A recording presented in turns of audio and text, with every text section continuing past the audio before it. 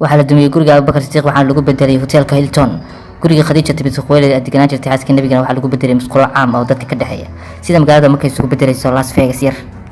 waxaa loo tiriyaa xajku inuu yahay mid kamid ah rukunada waaweyn ee diinta Islaamka kaasoo ay dhiseen Nabi Ibrahim iyo caruurtiisii masaajidkaasi si ay dadka muslimiinta isugu daahiriyaan oo dambiyada isaga maydhaan. waagi hore waxay ahayd in dadka oo dhan ay imaan kareen xajka laakiin ma aysan dhici karin sababtoo ah soo gaaritaankooda iyo waliba safarkooda oo aad u adkaa. dhammaadkii kunsameeyadii waxaa xajka imaanayay dad gaaraya 1,000 qof laakiin maanta oo ay sahlayaan diyaaradaha iyo waliba waxyaalaha kale ee bulshada ay isku xariiraan ayaa waxaa gaadheen dadkii ay yimaadeen xajka 3 milyan oo qof. waxaa siyaaday dadkii, waxaa kaloo siyaaday lacagtii, waxaa kaloo siyaaday faa'iidadii. waagi hore xajku waxaa mid dhibaato laga soo maro sida dharkaaga aad u jeexjeexan iyo waliba rafaad iyo daal iyo haraad fara badan laakiin maanta xajku waxa uu noqday 5 star xajkaas oo leh khidmad iyo waliba dadku u shaqeynaya kugu soo dhaweynaya meesha aad u baahan tahay. waxaad kaloo heli kartaa maxaadaro yar oo qolkaaga dhexdiisa lagu qabto iyo waliba waxyaalo yar oo kale.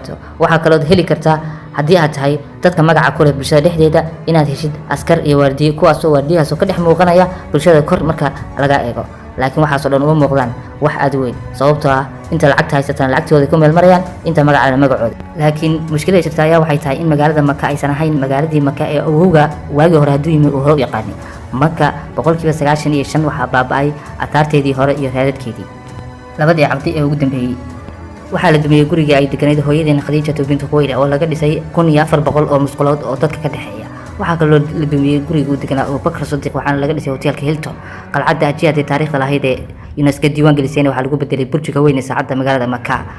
waxaa kaloo la dumiyay gurigii uu Nabiga Cali Salaatu Wasalaam ku dhashay oo laga dhisay suuq iyo markii dambena loo bedelay maktabadaas oo laga mamnuucay dadka xitaa inay soo galaan.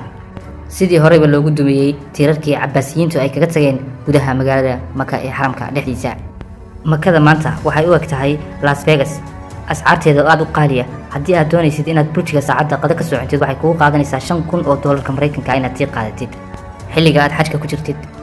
dowladda Sacuudigu waxay yiraahdeen waxaan doonaynaa inaan magaalada Maka ka dhigno magaalada degan ee laga dhigaya Maka ma mid la duminayo ataarteedii horeba mise waa mid kale. haddaba waxaan daha ka rogeynaa arrin aad la yaab leh oo khatar ah. arrintaasina wax kale maaha waa meesha lagu magacaabo Dirciya.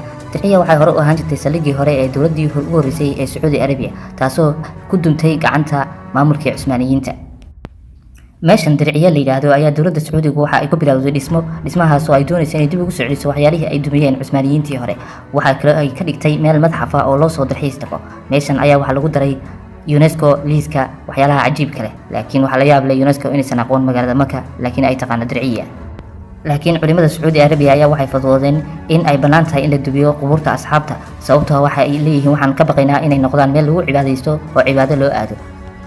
shuruudaha UNESCO iyo waliba digitaankeeda iyo carada dalka Turkiga taasoo ah duminta qalcadda Ajyaal iyo waliba raadadkeeda oo u noqonaysa dowladdii Cusmaaniyiinta.